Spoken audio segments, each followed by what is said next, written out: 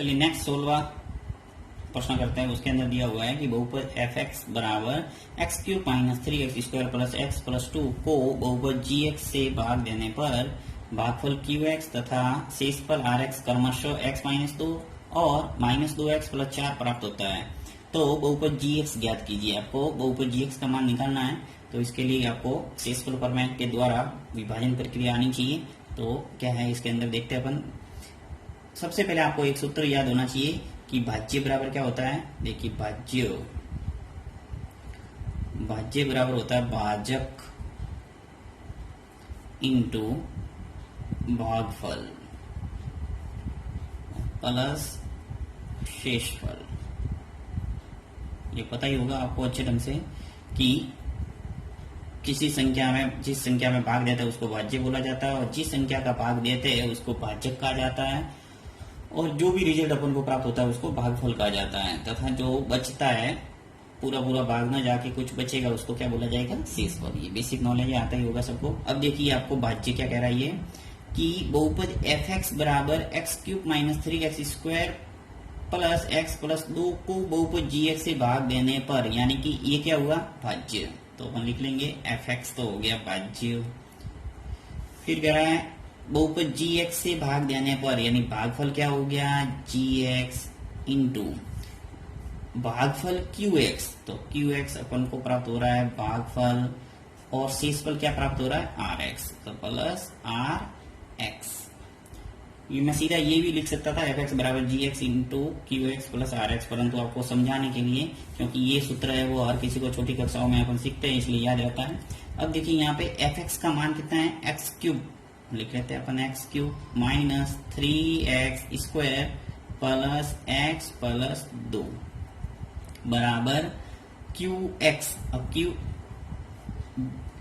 जी x ऐसा का ऐसा है, जी एक्स अपन को पूछा ही है अंत तक, जी एक्स ऐसा का ऐसा रख लेंगे इंटू क्यू एक्स। अब देखिए यहाँ पे वापस पढ़ता हूं मैं इसको कि बहुपद x cube minus 3x square plus X plus 2 को बहुपद जी एक्स से भाग देने पर भागफल क्यू एक्स तथा शेषफल आर एक्स क्रमशः x माइनस 2 और माइनस 2x प्लस 4 प्राप्त होता है। यानी कि जो भागफल है वो क्या है, x माइनस 2। तो यहाँ लिख लूंगा x माइनस 2। इसी प्रकार जो शेषफल आर एक्स है वो क्या है, माइनस 2x प्लस 4। तो इस आर एक्स की जगह मैं लिख लेता हूँ माइनस 2x प्लस 4।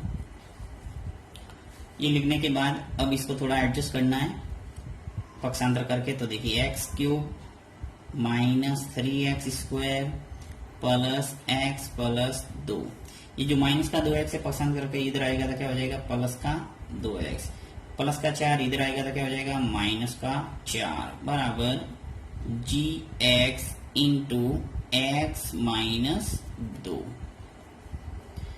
तो यहाँ पे x cube minus 3x square, अब देखिए प्लस के 2x है और x से मिलके कितने हो गए, 3x और 2 और माइनस के 4, 2 आ जाएंगे, 4 में से 2 गए तो क्या हो गया, माइनस के 2 बचे बराबर जी एक्स और x माइनस 2। ये मैंने पास में लिख लिया गुणा करके। अब देखिए ये आपको जी एक्स निकालना बोल रहा है, इसका मतलब क्या हुआ, x माइनस जो गुणांक है इसका क्या देना पड़ेगा, भाग। तो x cube minus 3x square plus 3x minus 2, इसके अंदर आपको भाग देना है x माइनस 2 का। तो यहाँ से निकल जाएगा आपके जी एक्स। अब भाग देने का जो तरीका है वो मैंने अच्छे ढंग से आपको समझाया हुआ है, शेषफल प्रमेय जिसे अपन कहते हैं। चलिए यहाँ पे अपन करते हैं प्रोसेस। क्या करना है आपको, जिस प्रकार से भाग देते हैं उसी प्रकार भाग देने के लिए आपको नीचे लिखना है x माइनस 2, जो x माइनस 2 है इसका भाग देना है। ऊपर आपको लाइन खींचना है ऐसे और अंदर लिखना है जिसके अंदर भाग देना है उसका मान, x cube minus 3x square plus 3x और माइनस 2। अब आपको एक्स क्यूब जो पहला भाज्य का पहला प्रथम पद है उस प्रथम पद के अंदर भाज्य की प्रथम पद का भाग देना है। तो x का भाग देंगे एक्स क्यूब के अंदर। तो एक्स क्यूब के अंदर जब x का भाग देंगे तो क्या आएगा, एक्स स्क्वायर। तो वो आपको लिखना ऊपर एक्स स्क्वायर। अब इस एक्स स्क्वायर का गुणा इन पूरे भाजक से करके इसके नीचे लिखना है। तो एक्स स्क्वायर का गुणा जब x से करेंगे तो क्या आएगा, एक्स क्यूब फिर एक्स स्क्वायर का गुणा जब -2 से करूंगा तो माइनस का 2x²। अब यहाँ पे जिस प्रकार भाग में कैसे घटाते हैं उसी प्रकार घटाना है, तो यहाँ माइनस हो जाएगा और यहाँ माइनस का क्या हो जाएगा, प्लस। तो ये विपरीत चिन्ह है इसलिए कट गए, x³ और माइनस का x³ कैंसिल हो गए। माइनस का 3x² और प्लस के 2x², तो क्या हो जाएगा -x²। फिर वापस प्लस का 3x ऐसा कैसा आ जाएगा और माइनस का 2। अब देखिए यहाँ पे वापस वो प्रोसेस करना है। यहाँ नया भाज्य आ गया, इस नए भाज्य के अंदर वापस x का भाग लेना है। इस x का भाग देंगे -x² के अंदर, तो क्या बचेगा अपने पास माइनस का x, तो माइनस का x आ जाएगा। अब इस माइनस के x का गुणा x -2 से करके इसके नीचे लिखना है। तो जब x का गुणा x से करेंगे तो क्या आएगा -x² और माइनस माइनस क्या हो जाएगा प्लस, तो प्लस का 2x। अब यहाँ से माइनस का प्लस हो जाएगा, यहाँ प्लस का क्या हो जाएगा माइनस, तो ये तो कैंसिल हो गया। 3x में से 2x किया तो क्या बचा x, यहाँ से आ जाएगा नीचे माइनस का 2। वापस नया भाज्य आ गया अपने पास x -2। ये जब तक भाग देना जब तक कि यहाँ से प्रथम पद से ये प्रथम पद है वो छोटा नहीं हो जाता। जैसे यहाँ x² है और यहाँ x है तो विभाजन प्रक्रिया वो समाप्त हो जाएगी, परंतु जब तक समान समान तब तक है चलता रहेगा। तो यहाँ पे x -2 है और यहाँ पे क्या है x -2। तो सबसे पहले इसके प्रथम पद में भाग दो तो क्या आएगा 1, x में x का भाग दिया तो क्या आ गया 1, तो यहाँ आ जाएगा 1। अब 1 का गुणा इस पूरे से करना है x -2 से और इसके नीचे लिखना है। तो 1 का गुणा x -2 से करेंगे तो क्या आएगा x -2, ऐसा का ऐसा इसके नीचे लिख लिया। ये माइनस हो गया, यहाँ पे प्लस, ये कैंसिल हो जाएगा पूरा और शेषफल क्या बचा 0। तो इस ढंग से आपके जो gx का मान है वो क्या आ गया, देखिए कि इस बहुपद का भाग दिया तो क्या आ गया अपने पास x² - x + 1। तो लिखेंगे अतः gx बराबर x² - x + 1। ये आपके क्या आ जाएगा आंसर।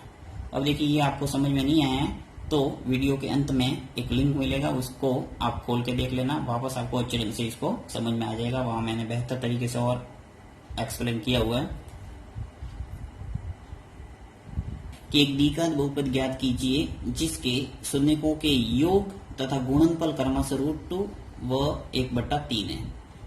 यानी कि एक द्विघात बहुपद आपको निकालने का बोल रहा है जिसके अंदर शून्यकों का योग दे रखा है और गुणनफल दे रखा है। तो सिंपल सी बात है, आपको जो द्विघात बहुपद पूछा है उसको मान लो पहले कि माना द्विघात बहुपद है वो व्यापक द्विघात बहुपद मानना है हमेशा। तो व्यापक द्विघात का रूप जो आपको पता होना चाहिए कि माना द्विघात बहुपद ax² + bx + c है तथा इसके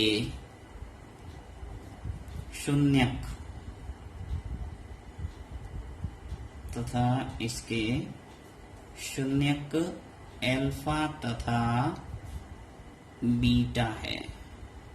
अपन ने मान लिया एक द्विघात बहुपद ax² + bx + c, ये व्यापक द्विघात बहुपद का रूप है, ये पता होगा आपको। तथा इसके शून्यक है वो अल्फा और बीटा मान लिया अपन ने। अब शून्यकों का योग और शून्यकों का गुणनफल जो दे रखा है वो लिख लेते हैं अपन। शून्यकों का योग दिया हुआ है कि शून्यकों का योग, शून्यकों का योग है वो क्या है अल्फा प्लस बीटा होता है। शून्यकों का योग अल्फा प्लस बीटा और वो होता है -b/a, -b/a और -b/a है वो क्या दे रखा है आपको √2, यानी शून्यकों का जो योग है वो कितना दे रखा है √2, तो इसको लिख लो √2।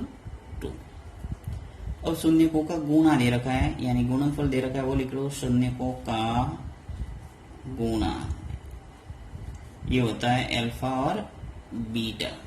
अब अल्फा बीटा होता है c/a और c/a कितना दे रखा है 1/3, तो यहाँ लिख लेंगे 1/3।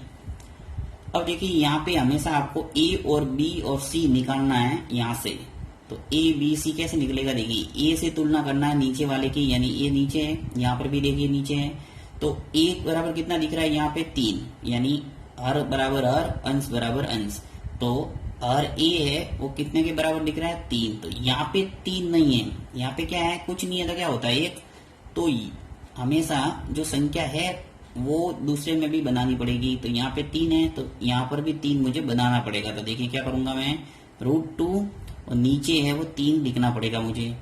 अब 3 लिखने के लिए ऊपर 3 से गुणा भी करना पड़ेगा, क्योंकि जब ऊपर नीचे जब एक संख्या से गुणा करते हैं तो समीकरण में कोई परिवर्तन नहीं आता, यानी संख्या में कोई परिवर्तन नहीं आता है। 3 ऊपर भी लिखा और नीचे भी लिखा, यानी 3 3 कैंसिल हो गए, तो वापस आ जाएगा √2, यानी जो संख्या आपको ए रूप में दिख रही है उसका ऊपर नीचे गुना कर दो तो आपके ये ए का मान आ जाएगा। अब देखिए बी का मान कितना हो गया, ऊपर वाला बी, ये √2 और 3 ये दोनों मिलके है वो बी का मान आ जाएगा। तो यहाँ पे देखिए क्या आएगा, इसको सही व्यवस्थित लिख लेता हूं मैं, 3 √2/3। अब इसको अपन व्यवस्थित करते हैं, अतः यहाँ ए कितना है, सबसे पहले ए लिख लेते हैं 3, समान दिख रहा है, देखो ए बराबर यहाँ 3 और यहाँ पर भी ए बराबर कितना दिख रहा है 3। फिर लिखो बी, तो बी का मान कितना हो जाएगा, देखिए बी बराबर कितना लिखा है 3 √2, परंतु यहाँ माइनस है इसलिए माइनस में लिखना पड़ेगा, तो -3 √2। अब इस बात का ध्यान रखना आपको कि यहाँ पर भी अगर माइनस होता, जैसे ये √2 है वो माइनस में दे रखा होता तो माइनस माइनस कैंसिल हो जाता और प्लस में मान लिखना पड़ता है यहाँ पे। फिर c बराबर, अब c का मान देखिए एक ही दिख रहा है तो एक आ जाएगा, लिख लेंगे अभिष्ट बहुपद आ जाएगा अपने पास। अभिष्ट बहुपद क्या बन गया, देखिए a b और c का मान लिख लो बस, ax² plus bx plus c, ए का मान लिख लेते हैं यहाँ से 3, तो 3x² ऐसा का ऐसा, फिर bx, देखिए b का मान कितना है -3 √2, तो -3 √2 और x, ये x ऐसा का ऐसा, और प्लस c, सॉरी c का मान कितना है 1, तो यहाँ आ जाएगा 1।